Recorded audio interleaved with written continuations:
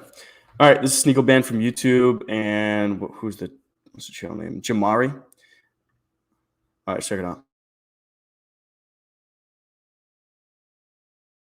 Been completely banned from the platform. Both his main channel Sneako, that had been around for about 10 years, and his second channel Sneako, that was really picking up steam lately, have been completely wiped from the platform itself. He shared this email from YouTube on Instagram today, where they say, "Hi Sneako, we have reviewed your content and found severe or repeated violations of our community guidelines. Because of this, we have removed your channel from YouTube." And then he also shared this post where he shows that they also banned his main channel. He also shared this via his Instagram story where he says, "They banned my main channel too. Sneako didn't have any strikes." The thing is, guys, I'm almost positive when it comes to YouTube, if you get one channel terminated, they usually just wipe you out across the board. They did the exact same thing to EDP with his 2 channels back last year. And so this really isn't surprising to me that they went for the jugular. Because I'm telling you guys, once you get one channel terminated, you can't even open a new channel from there. You're pretty much banned from YouTube for life. I mean, consider someone like Leafy is here, who tried to start a new channel time and time again, where he wasn't even necessarily bullying people anymore,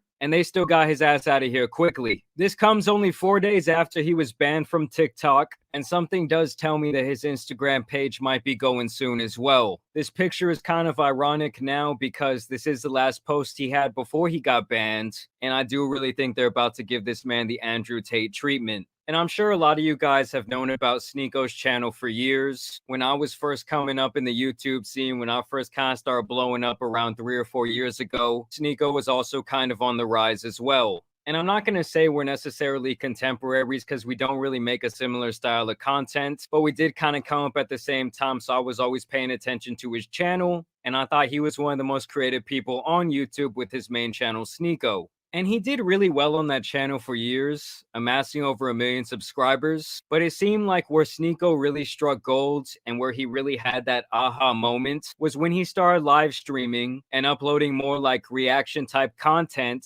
onto his second channel, Sneako. And then people started uploading all these different clips of him on TikTok, kind of like with Andrew Tate. And then he became one of Dude, Sneako had that channel for years, man. Like he had videos going back to when he was in like high school, like middle school days. Like he was playing Call of Duty. Like he had that channel for a long, long time. Like for them to ban him on one channel and then ban him on the next channel, is that even in the guidelines for YouTube? I'm curious. Like, does it say that? Like if you get banned on one channel, they're allowed to ban you on another one? Like that's kind of crazy to me. I don't know if it's in the guidelines, but I won't be surprised if the reason he got banned was because of the mass reporting. Because that's the only way you get your channel removed just like that, like without any warning. Because he said his well, even if his second channel did get strikes, he never mentioned that he was on his last strike or something like that. And the same thing happened on TikTok for me, where I had like a couple strikes, but not enough to like get like banned, because usually the more strikes you have, the more extended time you cannot post anything on your channel. And at what point when Drew stitched my video, but she didn't like mention my ad or whatever, but I was like, oh, whatever, and I started responding to comments under her video. And I guess her minions found me and then started like mass reporting my videos on my profile. And then one day I wake up and it says, "You've been banned from TikTok." I'm like, great. At least with TikTok, though, it's like it's a Chinese app. You know what I mean? Like that's an app that was started in China, and we all use it. So like obviously China is not free, and it has a different set of laws. It's a communist country. YouTube is in the States. It's in the USA. It's in California. Headquarters is in California, I believe. I think it's like in San Jose or something like that. Like, so it shouldn't be able to do that. It shouldn't be able to silence you in that way. At least with like a Chinese app, I can understand like they kind of run by their own set of rules, and there's no real like there's written rules, but then there's like the Chinese Communist Party, whatever the hell. But to do that here, like to have like almost like a I can't say too much about YouTube. Like to basically be similar to like the Chinese Communist Party in the States, silencing people like a communist fucking regime in the States. Like that to me is pretty fucking crazy. Because not only is his channel gone, like he made most of his money off of YouTube. You know, Sneako didn't have a full-time job or anything and do YouTube on the side. This was his source of income, and they took that away. You know, and they took away his voice. They didn't take away not only one channel, they took away both channels. And he said that he had no strikes on the other channel, on the main channel, but they took it away anyway. Like that's pretty crazy to me. All right, let's keep going. The fastest growing content creators on the whole platform. And I gotta be honest, on this second channel, Sneako was saying some pretty outlandish shit. He was talking about a lot of conspiracy theories. He was spitting that Andrew Tate, but I would say even like a little bit more extreme. And it almost seemed like the guy was waking up on a mission to say as much politically incorrect stuff as possible every single day. And boy, did this man start to ruffle some feathers, with many people making these what are now like foreshadowing videos about why Sneako should be banned from the platform altogether. Hey, this is not going to be a normal video. Today, I want to briefly talk about the content creator Sneako and ask YouTube to ban him from the platform. Now, personally, I do have mixed feelings about this banning, because on one hand, Did that guy just outright ask for YouTube to ban him? Yeah, like I said, this banning is at random. So some group of people came together and just mass reported his profile, and YouTube had no other choice but to remove it because of so many complaints. But you can't do that.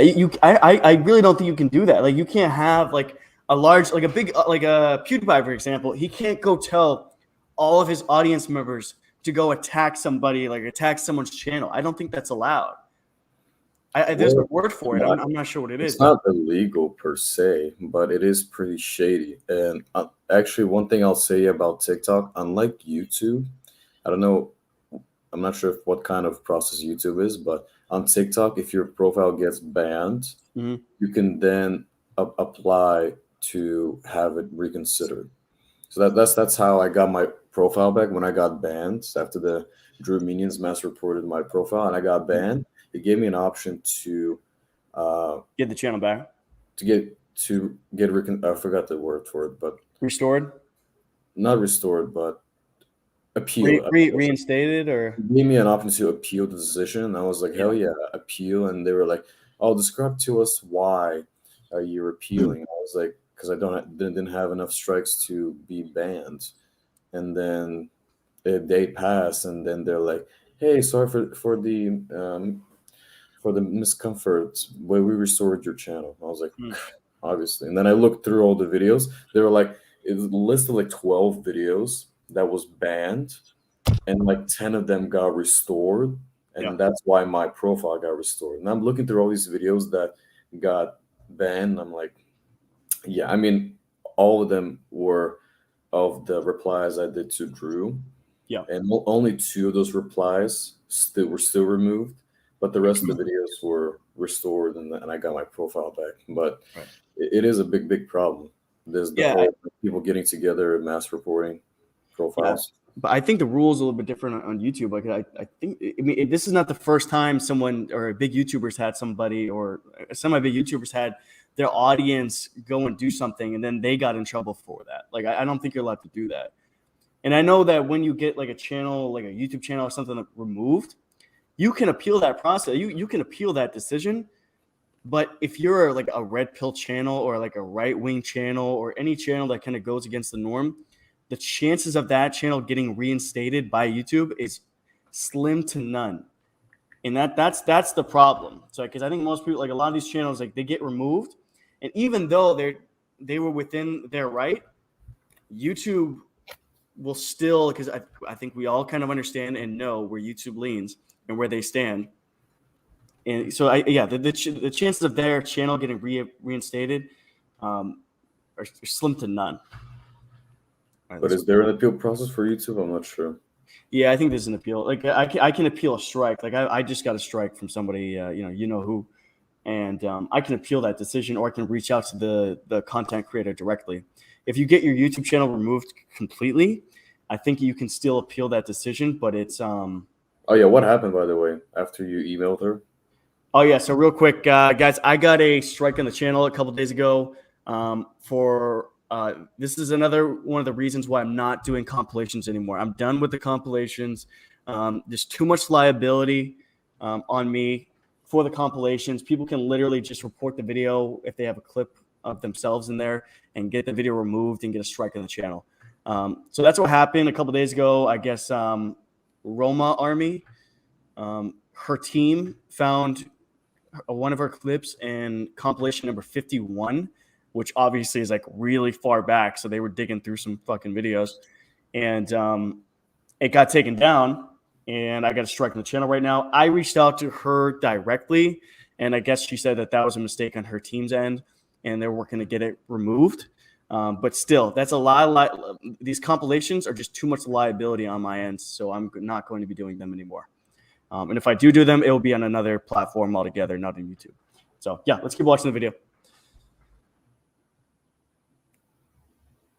Hands, I do understand that YouTube is a private company, and obviously they're going to try to protect those advertiser dollars. And when one of your fastest growing content creators on your platform is saying some kind of crazy shit, it isn't always the best look. So I can kind of see how it would be within their best interest to protect themselves. I've been on YouTube for a very long time. I've seen some really crazy shit. I've seen content creators say some really crazy stuff about other people, and almost none of them have ever got banned. I mean, I'm talking about threats. I'm talking about getting a doll of them and using it in a manner. I mean, I've pretty much seen it all at this point. And many of these people have not been permanently banned. I mean, look at someone like Onision, who's just a sick fuck of a person. I don't know, guys. A big part of me just feels like when you've been on the platform for a certain amount of time, YouTube should really give you more of a chance before they just delete your shit altogether. Like, even if they delete 50 of your videos and say, hey, you better stop this shit that we don't like, or we're going to take your whole shit away, I think that would be more fair. Because when you've already shown that you can be a good little content creator for them for years and years and years, you would think you would build up some rapport. You know, you've made them millions of dollars over the years. You guys have broke bread together. But at the end of the day, you're really just another drop in the bucket. And if they feel like you're a threat to their company, they're gonna fucking stomp you like a damn roach. I do gotta say, guys, this banning really did not come as a surprise to me. It's crazy. Just yesterday, I went out to eat with one of my friends, and he was asking me, yo, have you seen this guy, Sneako? He's been all over my TikTok feed. We get into talking about it, and it's like, do you think he's gonna have this, like, atmospheric rise? Yeah, man, it's pretty crazy. You can be making YouTube videos and have a huge channel and be doing it for years, and YouTube won't even reach out to you like on a personal level. They will literally just stomp out your channel, no questions asked, and fucking removed off the platform. You know, and that's pretty crazy. Like, you can make someone that much money and bring them that much viewership and just be fucking stomped out like nothing.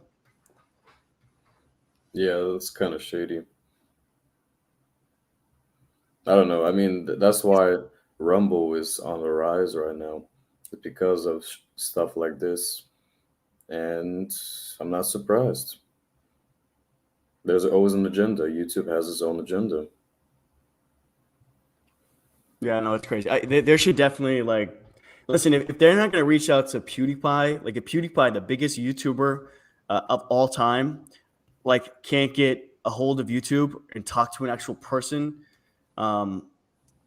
then what makes you think that they're going to do that for like an average YouTuber or someone with like 500,000, even just a regular, like even with 1 million, like that to them, like if they're not going to reach out to PewDiePie and work with someone like PewDiePie, who's the biggest at the tippity top of the mountain, what makes you think that they're going to work with you? You know, that should kind of show you where YouTube's headspace is. They just look at you like a disposable fucking employee. Yeah, honestly, I think YouTube is on a decline.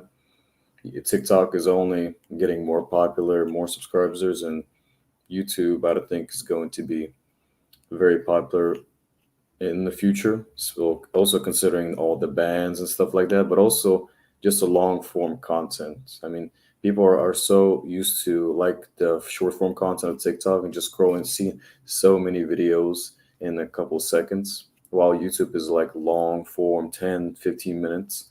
And I feel like eventually it's going to die down, and less people will be having YouTube channels and going on YouTube. And yeah, before you know it, YouTube no longer will be popular.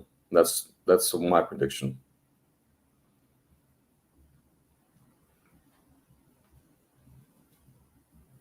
And I told him, honestly, dude, I think that within the next couple months, they're going to get him the fuck out of here. I mean, they had been sending him warnings. They had been sending him strikes. And I've just seen enough YouTube to know that when you're constantly getting that type of stuff thrown at you, it's only so long before they just get you out of here. And like I said, this whole situation does draw a lot of parallels to the whole Andrew Tate banning situation. But man, at least with Andrew Tate, he had some of these other businesses going on. And when it comes to Sneako, this was really like his whole livelihood. This is how I would think he was making the lion's share of his money. But I want to know how you guys feel about this banning down below. And I also want you to comment, would you be willing to follow your favorite YouTuber to another platform like Rumble if they got banned? Do you think that's really just too big of an ask? And another YouTuber will kind of just come in and fill up that spot in your entertainment life. But I'll be keeping you updated on this story. We'll see if Sneako can get his YouTube channel back. But I got to keep it real. I don't really see it happening just based on historically what's going on with YouTube. As always, I want to thank you guys.